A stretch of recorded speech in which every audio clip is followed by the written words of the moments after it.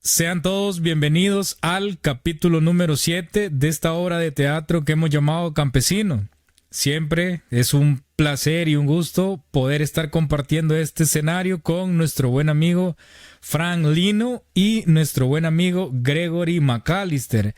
Gregory aún continúa en el campamento número 33. Buenas tardes, buenas noches Angola, buenos días Brasil y buenas madrugadas Islas Caimán. Estamos en esta obra de teatro llamada Campesino Podcast, el episodio número 7. El número 7 es el número de la suerte, por eso hemos venido a hablar.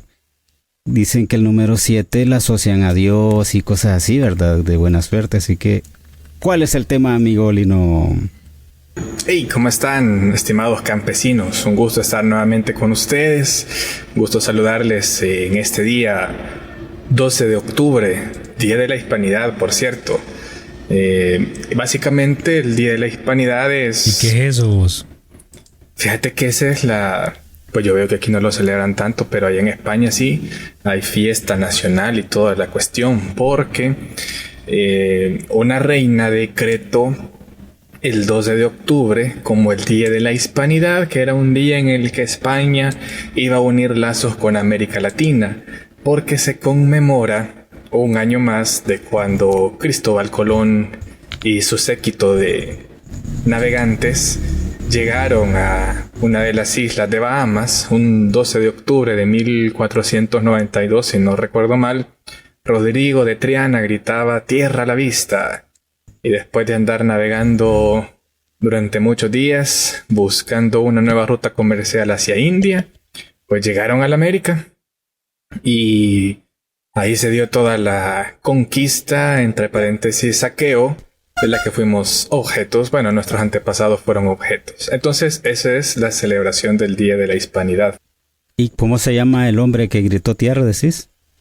Rodrigo de Triana. Venía en uno de los... Rodrigo de Triana. Imagínate que lo hubieran contratado a ese Rodrigo de Triana para cuando iba en el Titanic, para que dijera un iceberg, ¿verdad? No se hunden. Pero bueno, no se hunden, pero lastimosamente no nos fue así, ¿verdad? Sí, ese es el lado oscuro de la historia. Entonces, bueno, yo siempre me he preguntado cómo es posible de que ¿cuántas personas cabrían en esos barcos que venían desde España? En los tres, unas 100 personas por barco, más o menos. La Niña, la Pinta y la Santa María. Si sí, no, correcto. Estoy mal, vean. Sí, las tres. Pero yo creo que hay ciertos motivos muy fuertes por los cuales creo yo que no celebramos aquí Linoski. Definitivamente, porque para nosotros no fue una... De hecho, no es una fecha grata de recordar como para la gente de España. Claro, ahí está el tema. Y qué bonito, porque justamente esto está relacionado con un tema que traemos este día, que está relacionado con el tema de las religiones, las creencias que tenían y cómo a través de la violencia fueron impuestas o se les impuso a los nativos dogmas de fe sobre los cuales ellos tenían que rendir, ¿cómo se llama cuando vos rendís? Pleitesía, rendir culto. Pleitesía. Tendrías que rendir culto y ser devoto. Rendían culto y se convertían en devotos de algo que para ellos posiblemente en su interior no iba con lo que a ellos se les había enseñado desde el tiempo en el que ellos estaban siendo educados de una manera muy diferente. Y fue a través de la fuerza. Y no solamente nos trajeron religión, no solamente saquearon el oro, sino que vinieron a enfermar a las tribus y a las personas que habían aquí, porque fueron los que trajeron muchas enfermedades, muchas pestes. Y realmente creo yo que en lugar de celebrar, creo que es una época o es un día en el que no merita ser celebrado. Amerita ser recordado, pero para que recordemos nuestras raíces y desde dónde venimos nosotros como orgullosos nativos latinoamericanos. Exacto. Qué importante, Entonces, ¿verdad? Porque es cierto, porque aquí yo me he fijado que por lo menos en Twitter, cuando entra algún español, lo primero que la gente le dice es devolver lo robado. devuelva lo robado. Y le responde el español siempre, tío, pero yo no estaba vivo cuando eso pasó. Es bastante curioso. Y entonces, ¿cómo es el tema de las religiones? ¿Y quién empezó la religión en sí? ¿Quién fue dice verdad que el primer papa fue Adán? ¿O no? No es así. ¿Y por qué siempre lo asocian con el catolicismo? Digo yo, ¿verdad? Bien. No sé, ustedes que han estudiado teología, ¿cómo es la cosa?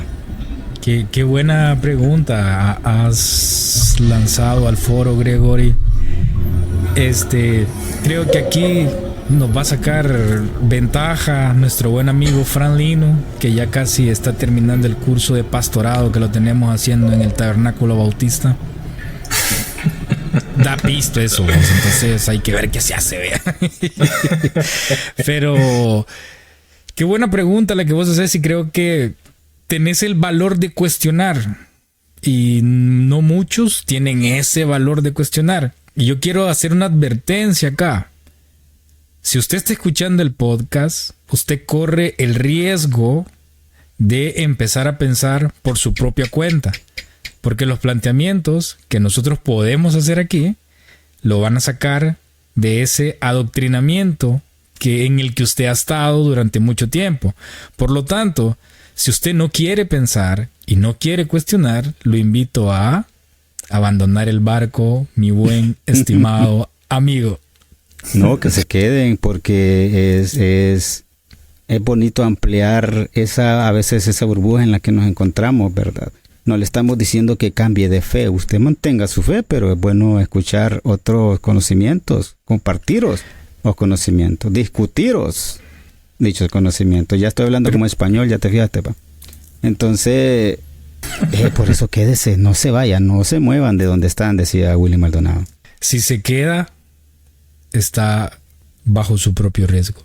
No, pero no, es broma. La verdad queremos que escuche y que se quede. Pero qué bueno que vos haces esa pregunta, y lo que te digo va relacionado porque en Latinoamérica, debido a la forma tan violenta en la que se nos adoctrinó y se establecieron los dogmas de fe, muchos en la actualidad tienen miedo de cuestionar cosas tan básicas o hacer preguntas tan básicas como las que vos haces. Por ejemplo, ¿de dónde viene el cristianismo? ¿De dónde viene el catolicismo, que en teoría es la Iglesia Universal? ¿De dónde viene esa filosofía, esa escuela de pensamiento? ¿Cuál es su origen? ¿Dónde inicia? ¿En qué momento vinieron y decidieron agarrar un segmento de libros y decidir estos son los libros que entran dentro del canon bíblico? ¿En qué momento ellos llegaron a ese acuerdo? ¿Quiénes son los que llegaron a ese acuerdo? ¿A quiénes favorecía? ¿Y por qué dejaron algunos libros afuera de ese canon bíblico? Que creo yo que todavía se vuelve más interesante cuando vos empezás a investigar y empezás a cuestionar, porque ¿quién no ha por X o Y motivo leído la Biblia o ha tenido una Biblia en sus manos?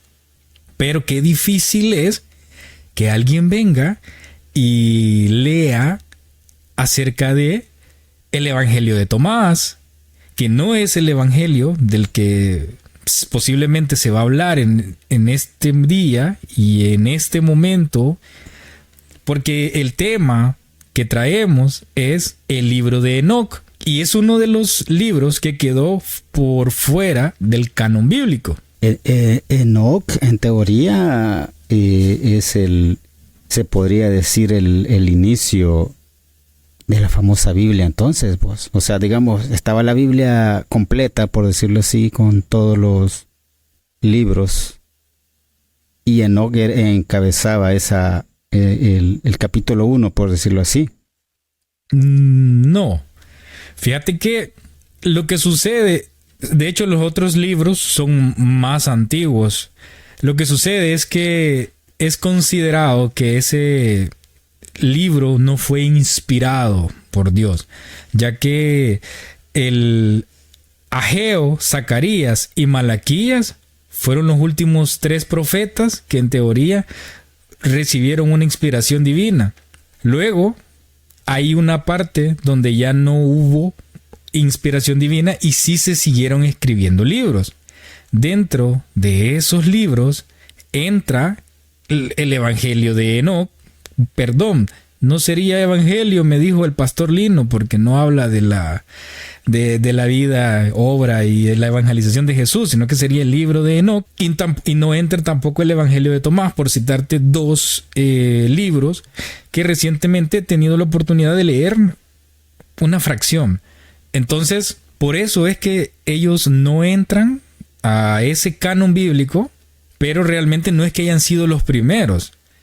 De hecho, hubo libros incluso antes que todos esos libros que se escribieron mucho. De hecho, hay libros que fueron escritos antes de la vida de Jesús, por ejemplo. Hay muchos evangelios que fueron escritos antes de la vida de Jesús. Y un dato curioso, y es que Jesús no escribió nada.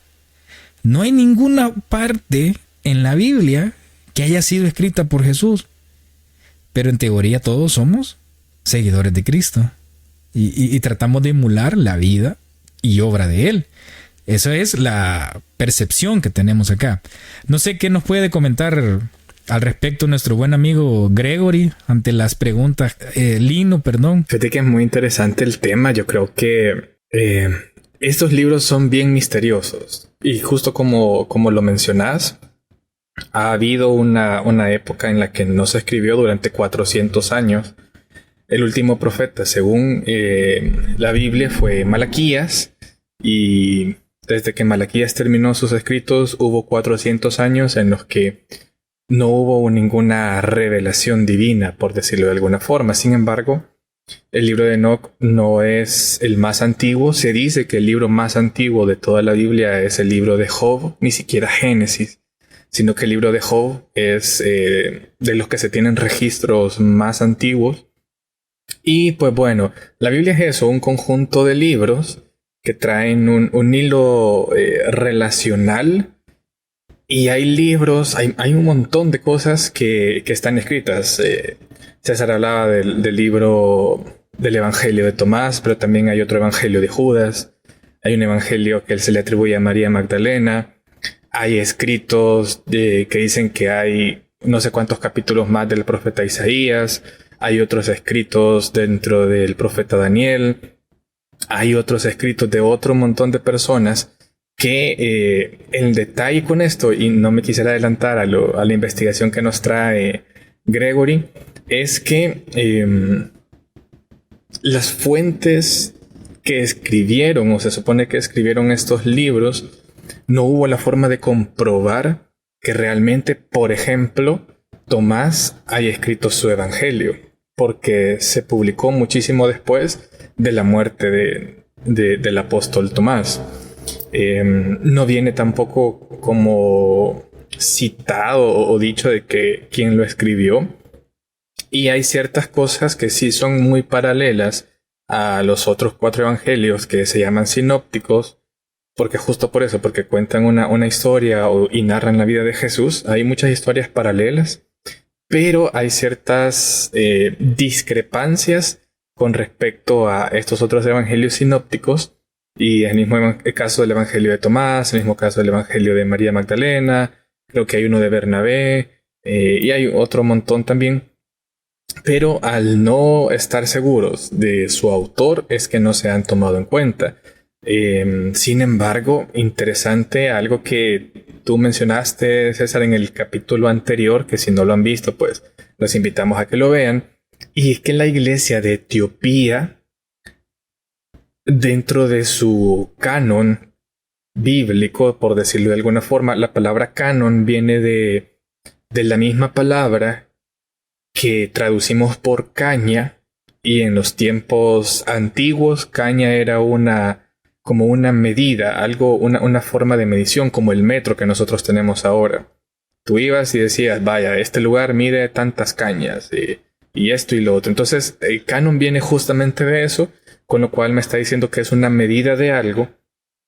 Y la iglesia etíope introduce o mantiene el libro de Enoc dentro de su canon. Y hay, no sé si nos alcanzará para otro episodio, pero hay mucho misterio que encierra a esta raza etíope, porque se dice que hay un episodio en la Biblia en que la reina de Saba visita a Salomón para escuchar de la sabiduría que él tenía y todo. Y cuando la reina de Saba regresa a su país, llevaba un hijo de Salomón, que lo fue a tener allá a su país, y fue el primer emperador, digámoslo así, o el primer rey de los etíopes. Entonces los etíopes dicen que tienen como ese linaje judío incluso, por el hecho de que su primer rey, según cuenta esta leyenda, es hijo de Salomón. Entonces, interesante que esa raza o esa cultura dentro de su iglesia todavía mantenga el libro de Enoc y no lo haya retirado, como sí hicieron cuando comenzaron a hacer el compendio de toda la Biblia. Pero de eso creo que nos va a hablar Gregory también. Yo siento que mucha información les voy a dar yo voy a hablar todo el episodio. Es tu momento, Gregory. Ponernos en contexto sobre el concilio de Nicea y qué fue lo que se confabuló. Mira, ahí en teoría, pues las malas lenguas dicen de que se reunieron, ¿verdad? Y yo no sé quién es, porque es que yo cada vez tengo otra pregunta, fíjate. Por eso es que a mí me cuesta un poco tratar de explicaros, porque, vaya, ¿quiénes designaron a ese grupo colegiado para decidir cosa tan importante? ¿Por quiénes dijeron, hey, vaya, vas a ser tú y tú? Ustedes decidan, porque son los más sabios, ¿verdad? Yo creo que fue por eso, ¿verdad? Porque eran los más sabios, ¿verdad? Filósofos y sabios que eran los que tomaban esa decisión, que cuáles libros iban a quedar y cuáles no. Sí. Así fue. El pueblo los elegía, por decirlo así. No. Eso fue en el año 325 después de Cristo, y quien, digamos que haciendo uso del poder político que tiene, bueno, del poder que tenía sobre Roma, fue el emperador Constantino. Él es quien decide unificar, pero realmente eso lo hace para fortalecer su poder y tener un mayor control sobre la población. Él decide crear una sola religión, que es la que digamos que va a ser apoyada por el Estado y va a ser aceptada por el Estado, porque en ese momento estaba la religión cristiana, que había tomado mucho auge por el tema de Jesús. Vean.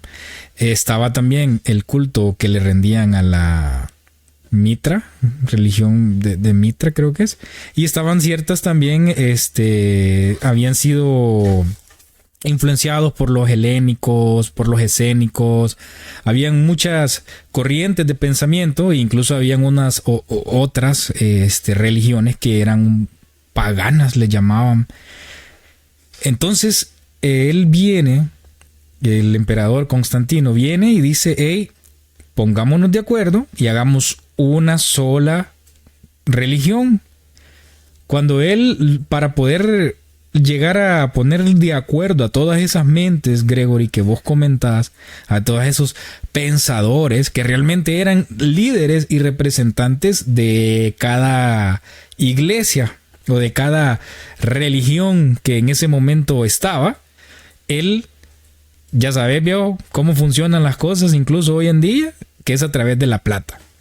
Él, a través de la plata, de dádivas, terrenos. ¿Vas a decir algo? Es que vaya, ahí es donde yo te digo, porque supuestamente que, según lo que yo tengo entendido, que fue recopilada por primera vez, aunque una cosa es recopilar, ¿verdad? Y otra cosa es lo que tú estás hablando, porque dice que fue en el siglo 3 a.C. cuando 70 sabios judíos fueron invitados por el rey Ptolomeo II o Ptolomeo II a acudir a Alejandría para aportar a la famosa biblioteca la historia del pueblo de Israel. Que si no estoy mal, y no sé si Lino me corrige, eso es el Antiguo Testamento.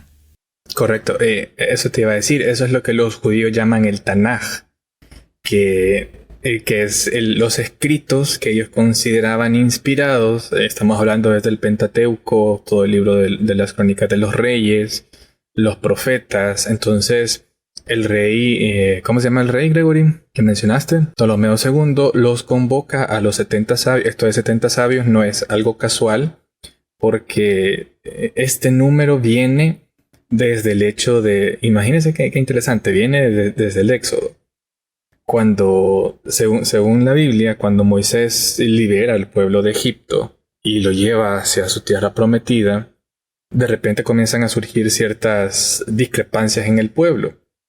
Y al ser tanta gente, Moisés no podía estar pendiente de todo. Entonces su suegro le da una idea y le dice, mira, pon sobre el pueblo 70 ancianos que te ayuden a llevar esa carga. Entonces ahí empieza, digámoslo, el Sanedrín, que al final nosotros conocemos. ¿Quién es el Sanedrín? El Sanedrín fue aquellas personas que en conjunto con la secta de los fariseos condenaron a Jesús para que éste fuera crucificado, y eran básicamente los que tomaban todas las decisiones importantes. Ya no, en el Medio Oriente la religión y el Estado no están separados como nosotros entendemos acá, que nosotros pertenecemos a un Estado laico.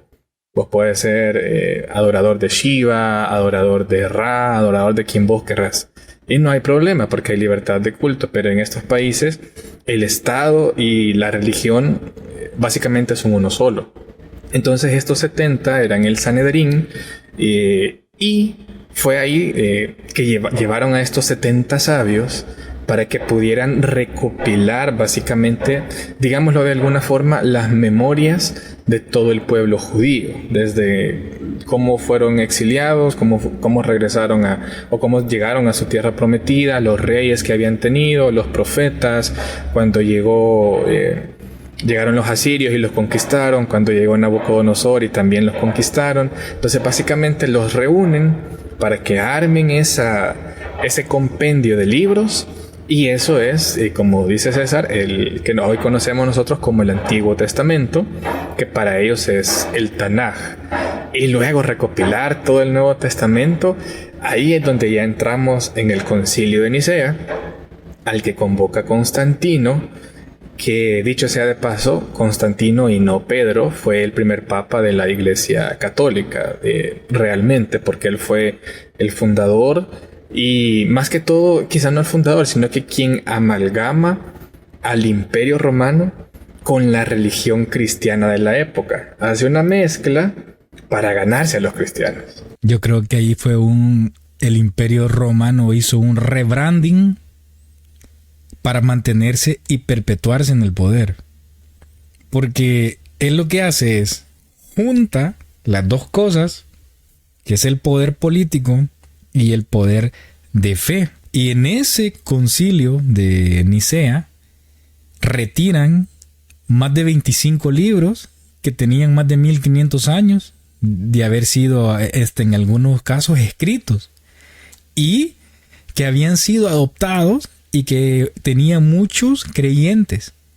Por eso es que, como comentaba Lino, y era un tema que habíamos mencionado en el episodio número 6, que la iglesia etíope, la iglesia cristiana etíope, mantuvo el evangelio de Enoc como parte de su canon bíblico.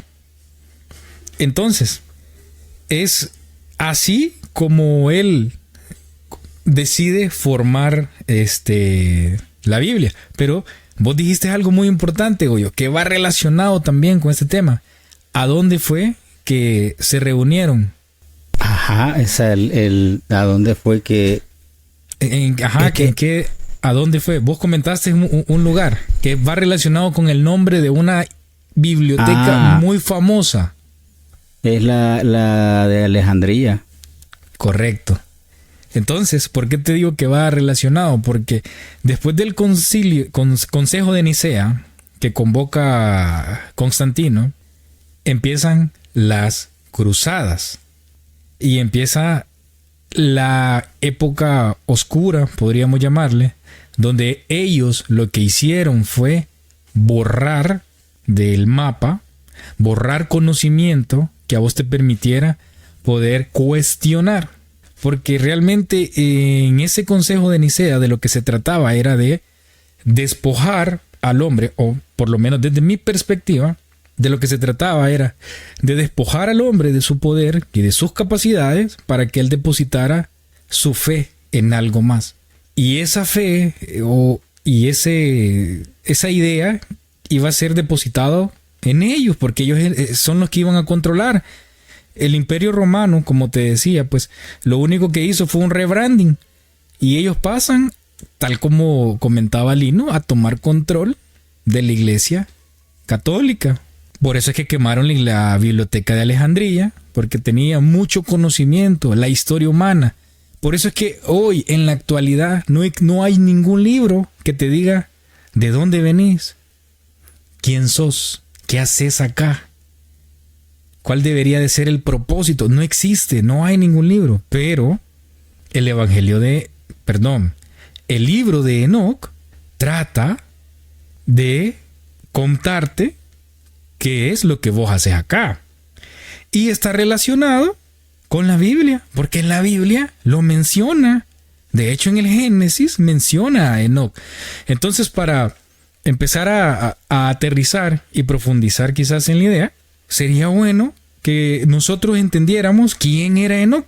Después de que hemos definido cómo es que se construye la Biblia, cómo se llega a ese canon bíblico, producto de qué fue, cómo es que todos ellos se ponen de acuerdo, quién motivó y quién inspiró a que ese concilio de Nicea se llevara a cabo, detrás de qué estaba. Ahora viene la pregunta y que es el tema que nos tiene acá reunidos, que es el libro de Enoc. ¿Quién fue Enoc? ¿Por qué lo dejaron afuera? ¿Es un libro malo? ¿Es un libro bueno? ¿Es peligroso leer ese libro? ¿Qué hay detrás del libro de Enoc? ¿Por qué vos podés pensar que ellos lo dejaron afuera? ¿Qué pudo haber sido eso que a ellos no les gustara y tomaran la decisión de dejarlo por fuera? La teoría donde dicen, no, pero es que puede ser de que haya sido un libro de que fue editado y pudo ser alterado. Si es que la Biblia de hecho es un libro que está tocado por muchas manos humanas y ha sido traducido del hebreo, del latín, del Getz, de idiomas que son muy antiguos. Así que no podríamos decir que realmente fue o hay una garantía de que estos evangelios no hayan sido manipulados a la historia que alguien te quiera contar. Entonces, ¿quién era Enoc? ¿Por qué lo dejaron afuera? Y de hecho en el Génesis 5:24 dice, y Enoc anduvo con Yahvé y desapareció porque Yahvé se lo llevó. Imagínate. Qué bueno que vos sacás eso. De hecho, si traemos la Reina Valera de 1960, menciona a Enoc y te dice, vivió Enoc 65 años. Ponele atención al dato. Y engendró a Matusalén. Y caminó Enoc con Dios, después de que engendró a Matusalén 300 años. Y engendró hijos e hijas, y fueron todos los días de Enoc 365 años. Caminó pues Enoc con Dios y desapareció porque se lo llevó. En teoría, ahí existe y dice que vivió hasta los 365 años y es el único antes del diluvio que no falleció. Imagínate. ¿Cuántos días tiene un año? 365. Un año solar, exacto. Justo eso te iba a mencionar. Por eso te dije, ponele atención a la edad. Ahora, un dato interesante. Claro, a los 65 años él engendró a Matusalén. Perfecto, estamos bien. puede que haya una metáfora acá, donde él te está diciendo que después de que él engendra o que se convierte en padre, él posiblemente se da cuenta de su capacidad y de la semejanza que él tiene quizás con Dios, con el Creador, porque él se convierte en un creador al tener la capacidad de poder engendrar. Porque dice que a partir de ese momento él caminó con Dios 300 años. Y hay otras citas bíblicas que hablan de caminar con Dios, como lo es en el Salmo 56, 14. Caminar delante de Dios en la luz de la vida. El Salmo 116, versículo 8. Caminaré delante del Eterno en las tierras de la vida. Entonces, cuando él dice que caminar, te está haciendo referencia a que él en todo momento era un tipo que andaba conectado y que andaba en una constante comunión con Dios y que en todo momento él estaba conectado, pero fue a partir de que él se convierte en padre. Eso es una interpretación muy personal que le puedo estar dando a lo que yo estoy leyendo. Ahora, en teoría, este tipo no murió, porque dice que a él se lo llevaron vivo. Pero ¿quién se lo llevó vivo? Y no solo la Biblia habla de Enoc. De hecho, el Zohar lo cita muchas veces. ¿Y qué es lo que dijo Rabbi Shimon, que es el escritor, el filósofo, escritor del Zohar, uno de los libros sagrados de los cabalistas?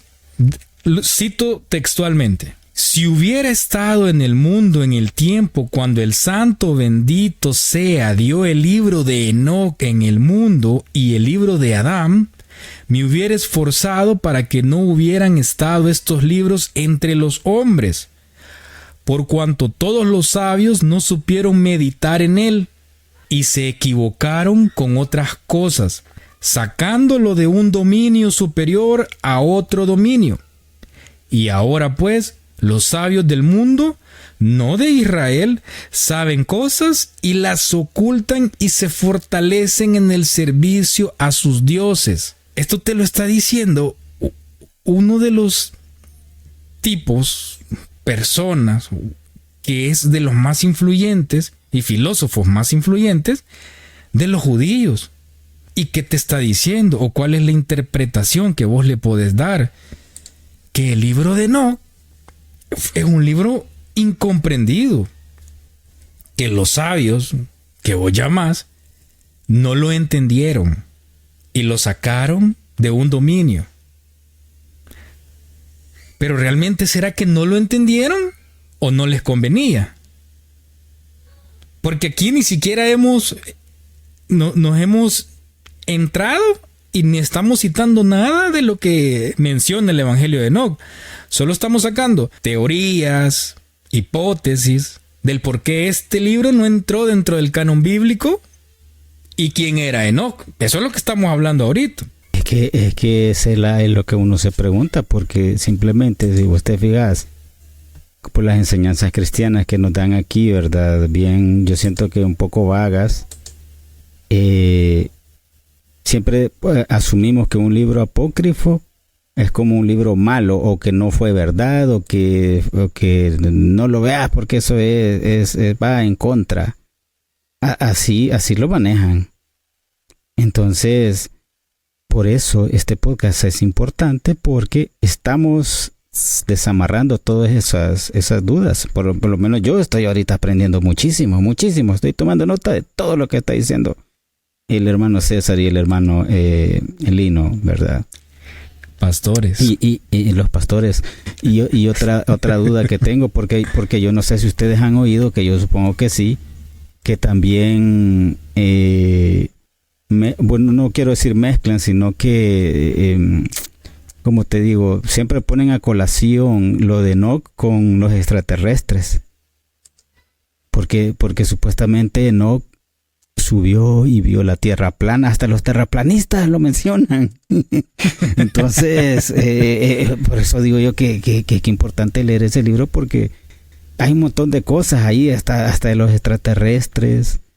que él fue prácticamente el primer hombre que fue abducido, como ya nos enseñaron ustedes de que desapareció Enoc, que no murió.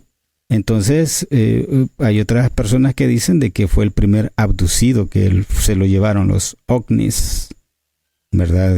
Quién sabe que ande por ahí ese baboso, y el Fran Rubio que anda allá en la estación espacial está platicando con él, o puede ser, no sé. Ya regresó, Fran.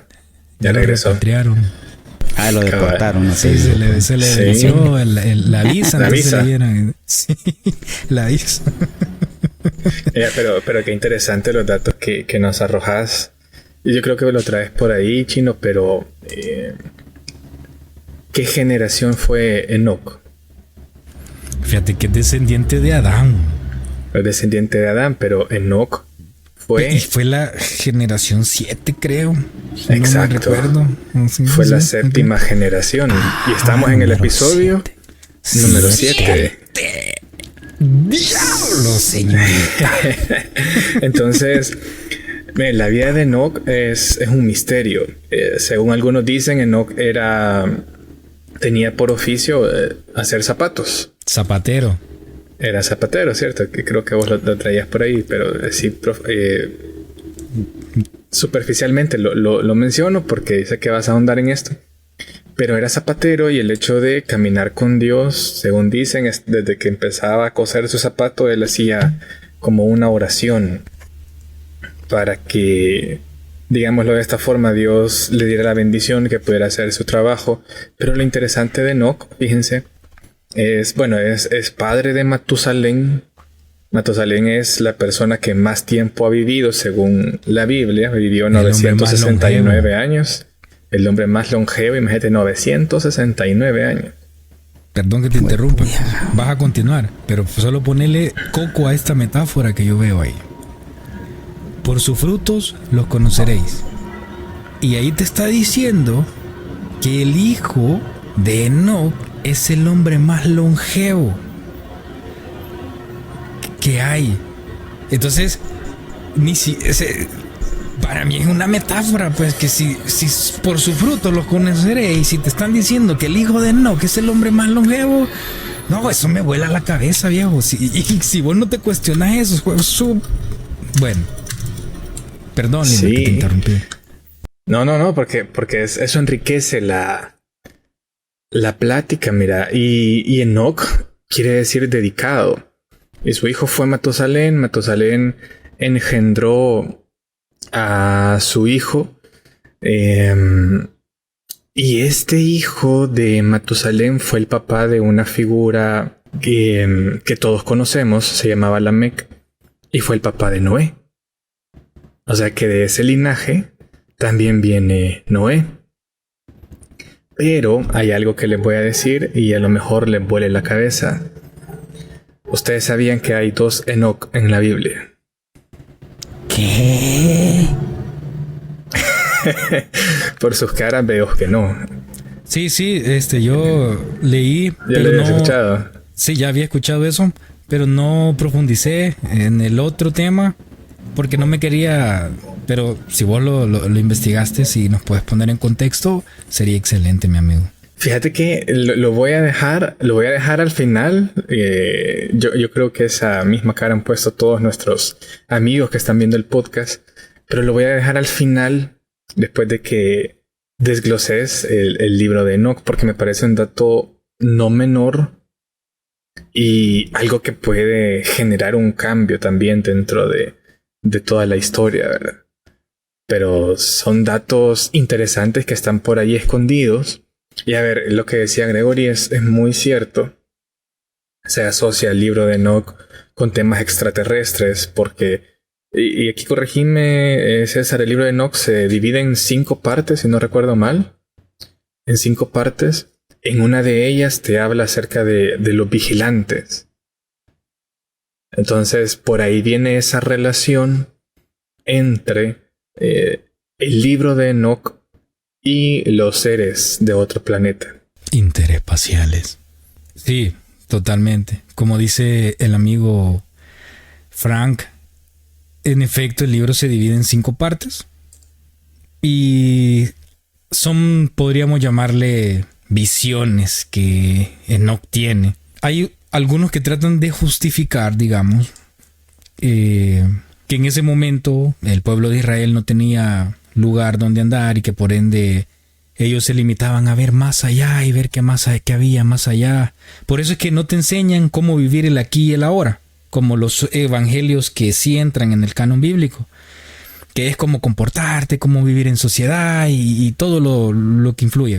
Pero bueno, entrando ya en materia, efectivamente, lo que vos decís, güey, o sea, hay una teoría que dice que seres extraterrestres y todo el rollo, lo del terraplanismo no me lo sabía, solo he visto otros videos, pero no sabía que ellos citaban también el evangelio de Enoc. Para mí eso es algo nuevo. Pero bueno, Enoc es testigo de visiones de los ángeles caídos o vigilantes, lo que comentaba Lino, quienes abandonaron su posición celestial porque la tarea de ellos era ver y cuidar el rebaño, encargarse del cuidado de los humanos. Eso era nada más. Ellos no intervenían, pero iban a estar pendientes de cómo se desarrollaba la vida de los humanos.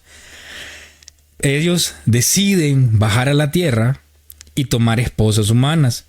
Y eso fue liderado por un ángel que su nombre es Senyasa o Chenhasai. De hecho, él intenta hacerse cargo de todo de las consecuencias que eso tenga, porque él es el que toma la decisión de bajar. Y los demás ángeles, que fueron 200, en teoría, según el libro, ¿verdad? Deciden jurar bajo anatema que ellos van a asumir las consecuencias de lo que venga. Entonces ellos bajan a la tierra, desobedecen a Dios al cohabitar con mujeres y engendrar hijos conocidos como los Nefilim, que la Biblia habla de eso. De hecho, hay una teoría que dicen que realmente cuando David se enfrentó a Goliat era un gigante que él se estaba enfrentando y que era un Nefilim, vea. Pero bueno, eso es un tema aparte, vea. Eran seres gigantes y malvados, pero que carecían de alma. Y ellos domaron bestias, se comían humanos, incluso se comían a los humanos, se comían a las bestias. Enoc presenció la maldad y la violencia de los Nefilim, lo que lleva la ira de Dios, y decide enviar un diluvio para destruirlos y de esa forma purificar la tierra. No solo eso, podríamos decir, porque hay cierta enseñanza que los ángeles transmitieron a el humano. Y por ejemplo, Solo antes que continúes, perdón que te interrumpa y te corte la inspiración, porque veo que sí estás con todo. Fíjate que lo de los Nefilim, solo quisiera hacer ahí una acotación porque me parece muy interesante.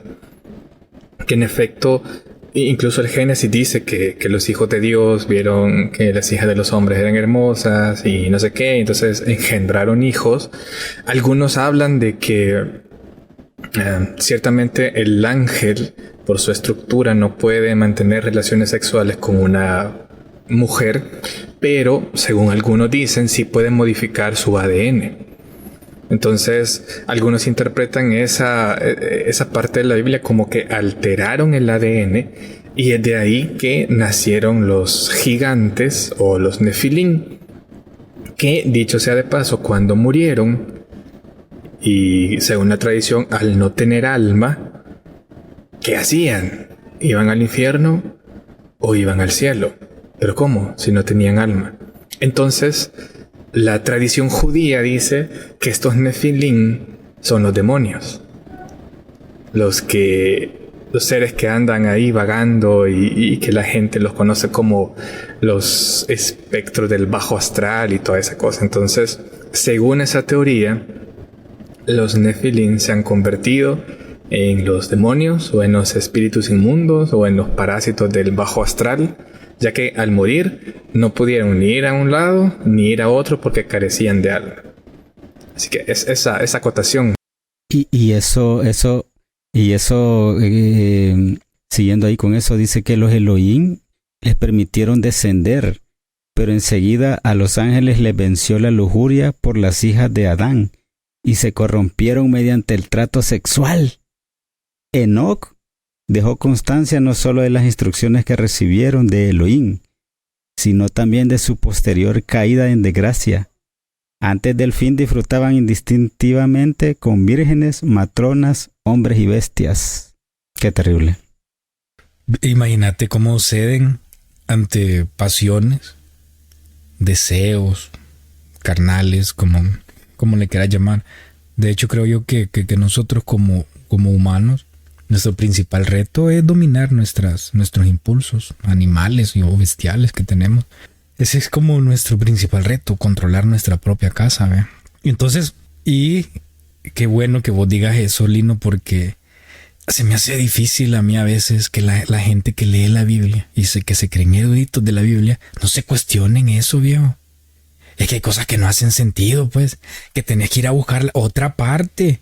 Y ahí es donde vos podés venir y amarrar, porque estás amarrando, pues, lo que dice el libro de Enoc con lo que está en la Biblia. Lo estás amarrando. Y ya te contamos quién era Enoc, y que lo cita la misma Biblia, y que lo cita también el Zohar, que son libros, vamos a decirlo, sagrados para ciertas culturas, así como la Torah puede ser sagrada para cierto colectivo de individuos, así como también otros libros, vea. Entonces, buenísimo, me gustó la acotación que hace Lino y el aporte también, y qué bueno lo que vos contás también, porque puedes ver cómo ellos ceden, vea, y caen ante las pasiones y cómo engendran, y eso llevó a la ira de Dios en teoría, que él fue informado por los ángeles que menciona ahí Enoc, que son 4 los encargados de estar cuidando ahorita el ganado, que ni siquiera Dios ni siquiera está presente, él está esperando algo, pero ya vamos a llegar a ese punto que es muy importante que lo entendamos, y ahí podemos llegar a la conclusión de decir, entonces estos, por eso lo sacaron, por eso no les convenía tener este evangelio acá, porque no era business, no era negocio para ellos. Pero ¿qué les iba a comentar? Era de que Asael enseñó a los hombres a fabricar espadas de hierro y corazas de cobre, y les mostró cómo se extrae y se trabaja el oro hasta dejarlo listo, y en lo que respecta a la plata, a repujarla para brazaletes y otros adornos. Imagínate, ¿qué es lo que te está enseñando ahí? La guerra. Te está enseñando a la guerra, te está enseñando a crear armas. Y es que nosotros, los humanos, por naturaleza no somos guerreros, no nos demos paja, hombre. Si fuéramos guerreros y pudiésemos adaptarnos como guerreros, así, ya por lo menos ya nos hubiéramos adoptado al sol. Ya hubiéramos desarrollado cierta capacidad para tolerar los rayos ultravioleta, o sea, nuestra ADN ya se hubiera desarrollado de tal forma en la que nosotros pudiésemos resistir, que creo que estamos muy alejados. Por naturaleza, desde mi perspectiva, no somos. Son cosas que nos enseñaron, y de manera para manipularnos, para llevarnos por un camino que no es el que de manera natural nosotros deberíamos de llevar. Esto no va en favor de la vida. Si vos le pones coco, esto no va en favor de la vida. ¿Qué otra cosa le enseñó a Asael? Y esto se lo enseñó a las mujeres. A las mujeres Asael les enseñó sobre el antimonio, el maquillaje de los ojos, las piedras preciosas y las tinturas. ¿Qué te está enseñando ahí este cipote? Hay algo que se conoce como vanidad, ¿vea? Y lo ves, incluso de manera contemporánea lo ves eso. Ya no... Hay algo que vos ves y ves una belleza natural. Listo. Me pueden hasta funar, fíjate, por esto que puedo decir, ¿vea? Pero qué bonito es a veces ver a una mujer de manera natural.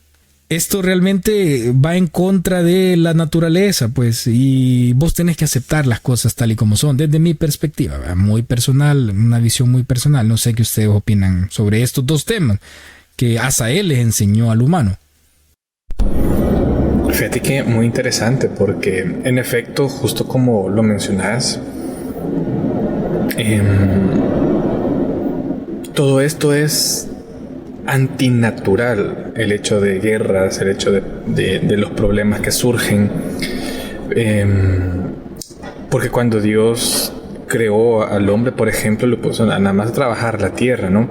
Pero luego vino y se comenzó a desarrollar la envidia, los celos, y vemos por ahí el primer asesinato, que es de Caín matando a su hermano Abel por celos. Y cómo la gente, yo siempre me pregunté cómo la gente sabe, por ejemplo, porque hay otro, no todo es malo, hay otro ángel, según recuerdo, y ya nos vas a hablar de eso, que te enseña cuáles son las hierbas que puedes utilizar para curar enfermedades.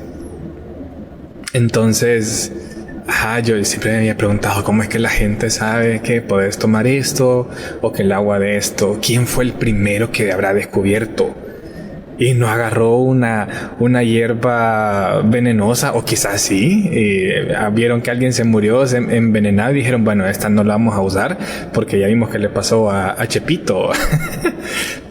Pero no todo era malo. Igual yo creo que cada quien habla de lo que tiene dentro, de lo que sabe, y en este caso de Azazel, pues enseña la ira, los pleitos, los problemas, la guerra y también la vanidad.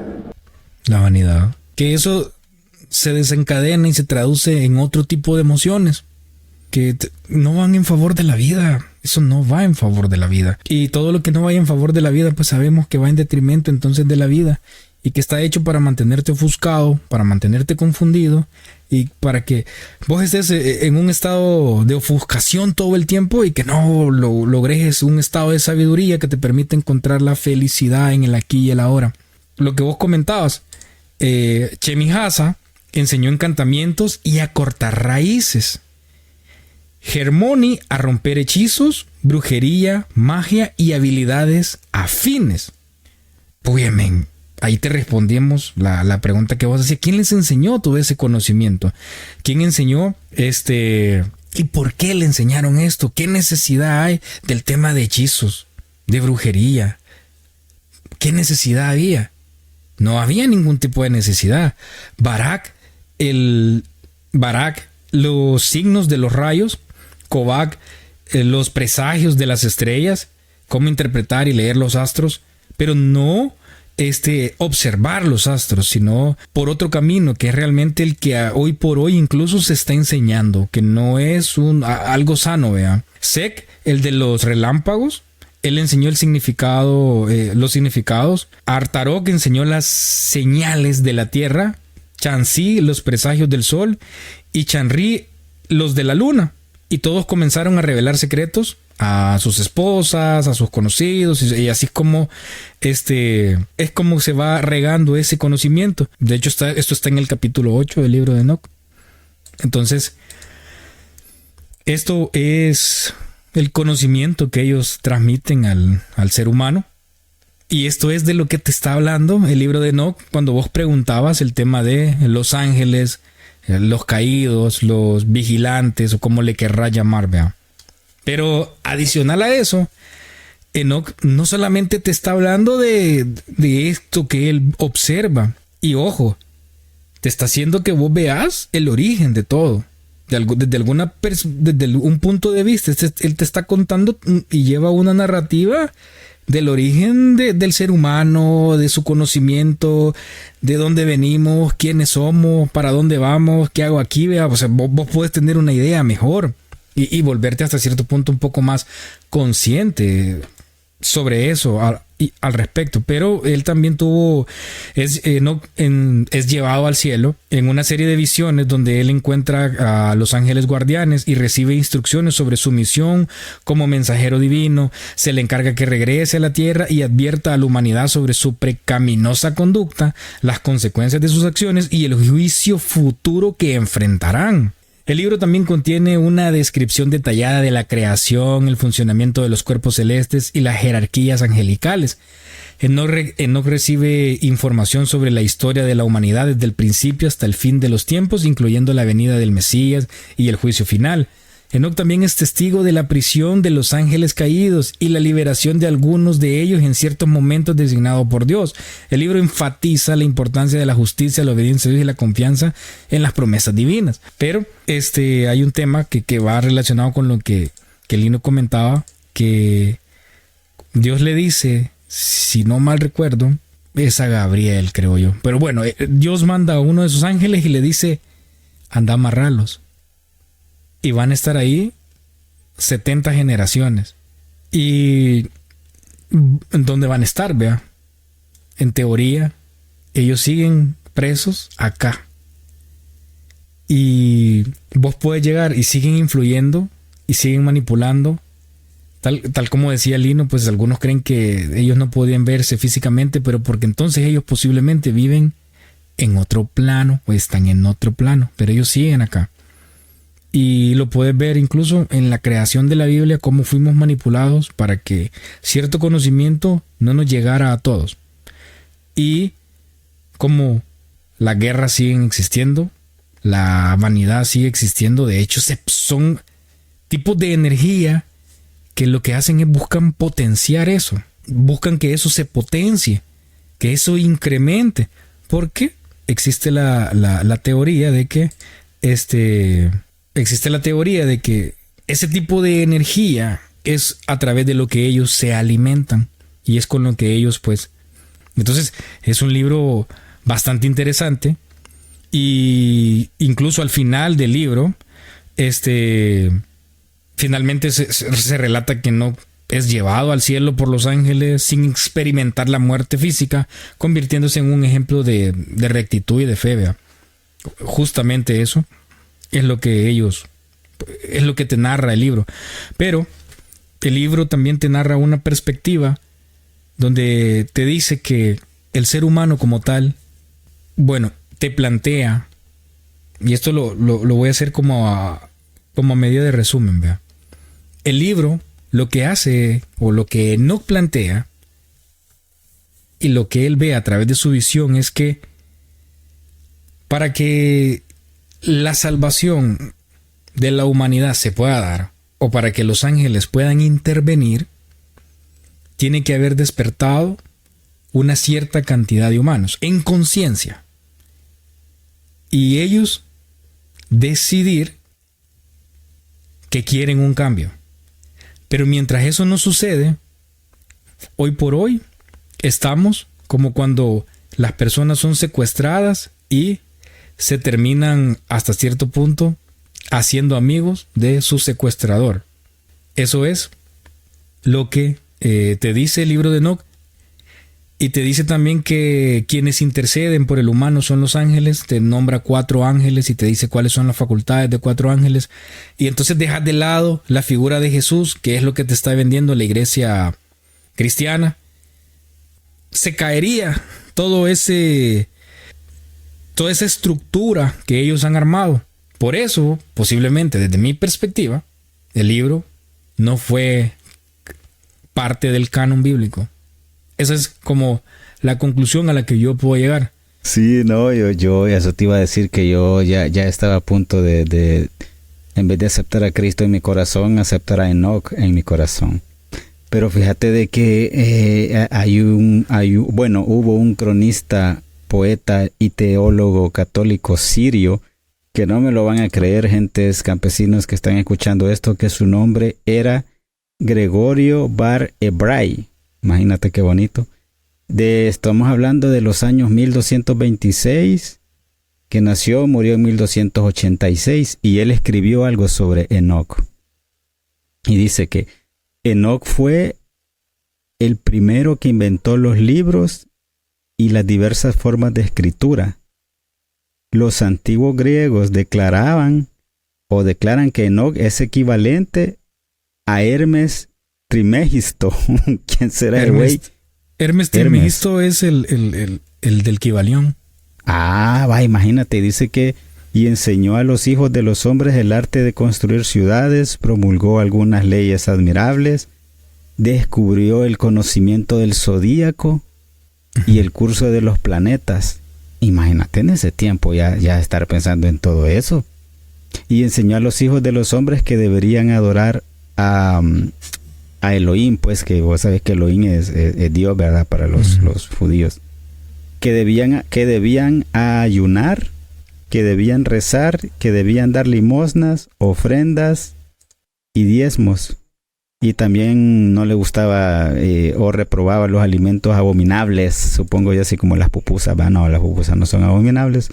Y también reprobaba o no le gustaba la ebriedad. Imagínate, ahí si no estoy de acuerdo con Don Enoch. No me está gustando ya usted. Y dice que también instituyó los festivales para sacrificios al sol. En cada uno de los signos zodiacales. No es que no, que está pelado, y por como decía, por algo lo quitaron, porque está pero así, fumadísimo, el brother. Hay mucho misticismo en cuanto a la filosofía de Enoch y lo que él te enseña en el libro apócrifo que él escribió. De hecho, hay otro libro que se llama Los secretos de Enoch, porque ahorita solo estamos abordando el libro 1, el primer libro, que es el que tiene más referencias. Y así pues hay el Evangelio de Tomás, que habla de la vida de Jesús y de las enseñanzas de Jesús, que en un próximo episodio lo vamos a estar abordando, porque es muy interesante, muy interesante ese tema. Porque es muy interesante ese tema y ayudaría a entender muchas cosas, y también ayudaría con lo que nosotros creemos, la filosofía de vida que nosotros tenemos. Bueno, en el Islam, imagínate, ha sido mencionado demasiadas veces Don Enoch. Dice que el profeta Enoch es conocido como Idris por algunos ulemas y se le describe como verdaderamente es un hombre de verdad y un profeta. Le elevamos en un alto puesto. Es que le podía quitar el puesto a Jesús, es cierto, porque él vivió más, 365 años, y Jesús, en teoría 33 o 39, según nos contó Lino, ¿verdad? Y es que... es como una lucha de poderes, se podría decir allí. No es una lucha de poderes. No va con la narrativa. No va con la narrativa que te quieren vender. Si te están diciendo de que Enoch te estaba diciendo que vos tenés que buscar como ser humano, cultivarte, creer en vos y buscar la sabiduría, adorar a Dios, o lo que la filosofía de vida que él te vendía, y te contaba que habían ángeles que podían interceder por vos, dependiendo de lo que vos necesitaras y todo el rollo. Pero el cristianismo te dice que el único que puede interceder por vos es Jesús. Y para muchos, en lo personal, desde mi perspectiva, todos somos hijos de Dios. Y no necesariamente podríamos decir que Jesús pues haya sido diferente a nosotros, así como tampoco lo es Buda. Lo único, o Lao Tse, o cualquier otro filósofo, creo que son tipos que encontraron un estado de iluminación o despertaron de la Matrix y se dieron cuenta de la manipulación en la que estábamos y decidieron entender qué realmente somos, porque Jesús de lo que te hablaba es de tu alma, y somos conscientes de que vos no sos cuerpo, porque hay algo que observa, hay algo más allá, hay una conciencia detrás de vos. Entonces eso pues, y que va relacionado también con lo que Lino comentaba de los Nefilim, que no tenían alma, ellos no podían trascender. Sí me doy a entender. Lino. ¿Alguna conclusión, Lino, para ir finalizando? Porque si no, vamos a 3 días, porque no, sí, pues sería una temporada completa solo de Enoch. Sí. Sí, dale. Vemos y te escuchamos bien. Pues muy interesante todo lo que hemos visto del libro de Enoch, todo lo que el chino ha aportado, lo que Goyo también ha estado diciendo. Y a mí me llamó la atención, fíjense, una frase que el Goyo dijo en el episodio anterior. Ya al cerrar, yo creo que ni se acuerda por su estado de inconsciencia en el que estaba en ese momento, pero producto de la idea nacional, y si nos quiere patrocinar, pues nosotros no le hacemos el feo a nada. Pero bien, Gregory mencionó en ese momento, y él dijo: piense. No le decimos que piense como nosotros pensamos, pero piense. Y yo creo que eso es algo muy interesante y muy importante de recalcar. Y cada quien aquí saca sus propias conclusiones. Y yo lo que puedo concluir del libro de Enoc es que hay mucho misterio que engloba el libro de Enoc. Hay muchas cosas que todavía no se han logrado aclarar, cosas que todavía nosotros no conocemos o no hemos sabido, mejor dicho, interpretarlo. Pero a la vez hay muchas cosas que no podemos comprobar. Entonces, ¿por qué seguramente se quitó del canon bíblico o del canon que ya se cerró? Es porque todos los otros libros se pueden comprobar y hay muchas cosas que ustedes ven, por ejemplo, que se han encontrado, fechas históricas, te hablan acerca de reyes que existieron. Hay un libro incluso que te detalla muchas profecías de los imperios que iban a pasar y que pasaron así, tal cual ese libro lo narra. Pero del libro de Enoc no se puede comprobar nada porque o son visiones o son sueños o Enoc es llevado y es traspuesto y allá tuvo ciertas cosas, los vigilantes hablaban con él, pero al final no puedes comprobar que eso sea cierto. Es como que nos pongamos a hablar acá de que Ilúvatar tuvo una guerra con Melkor y también mandó a los Maiar para ayudar a la humanidad en la tercera era, y que los Maiar, siendo espíritus limpios y puros, hubo uno, el Maiar que venía como líder, que se corrompió y se pasó al lado con Sauron, y entonces en la tercera o cuarta edad hubo una pelea por la guerra del anillo y que tenías que destruir, y todo esto sacado del Señor de los Anillos. Entonces eso tampoco lo puedes comprobar. Y yo creo que hay que cuestionarse todo. Eso lo tengo muy muy claro. Y al principio César hablaba y utilizó una palabra que es muy cierta, y a nosotros nos inculcan dogmas. ¿Qué es un dogma? Un dogma es algo que yo tengo que aceptar así a rajatabla y que yo no puedo cuestionar. Eso es un dogma. Y la religión está llena de dogmas. Entonces, yo les aconsejaría que se cuestionen todo y que crean en aquello que sí pueden comprobar. Aquello que ustedes históricamente pueden decir: esto sí pasó, esto fue así, tal como lo dice este escrito, esto no fue así. Esto a lo mejor solo es una interpretación. Y yo creo que es por eso que el libro de Enoc no está dentro del canon bíblico. César mencionaba de que el libro de Enoc se cita en ciertos libros de la Biblia, y es cierto. Hay un libro de Judas que se dice que era el hermano de Jesús también, porque sí, Jesús tuvo hermanos.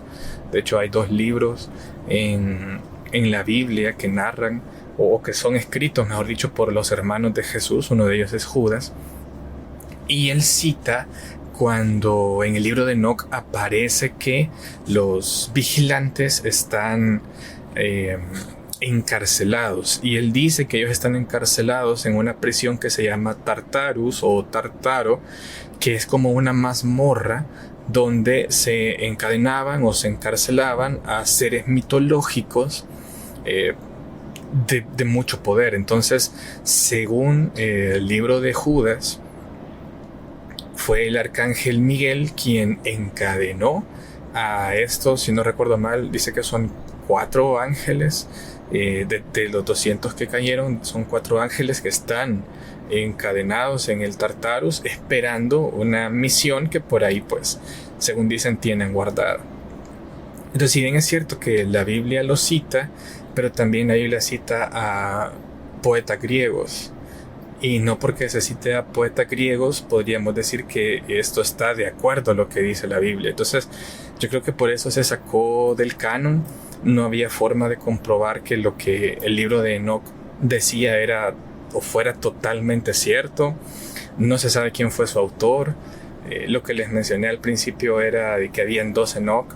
¿A quién hacía referencia? A lo mejor surgió otro Enoch, o qué pasó. Algunos dicen que la primera parte, como decía César, hay 2 libros, si no recuerdo mal. El primero fue escrito en ese intervalo donde nadie más escribía nada. El segundo, según dicen, fue escrito incluso después de Cristo. Entonces hay más sombras que luces dentro de todo lo que encierra este libro, que sin duda es muy misterioso, y yo creo que por eso es que no está dentro del canon. Sin embargo, es mi opinión. Cada quien puede formar la opinión que mejor le parezca. Como decía la frase que cité, piense, no le digo que lo haga así como yo lo hago. Yo le doy una recomendación, usted decide si la quiere aceptar o no la quiere aceptar. Pero yo creo que por eso no se introdujo dentro del canon, porque no hay forma de comprobar que todo lo que está escrito en el libro de Enoch sea cierto. Solo una para que los campesinos aprendan, ¿verdad? Que están escuchando esto. Recuerden que una mazmorra es una mujer más joven. Una mazmorra. Ah, no. Evangelio de San Gregory.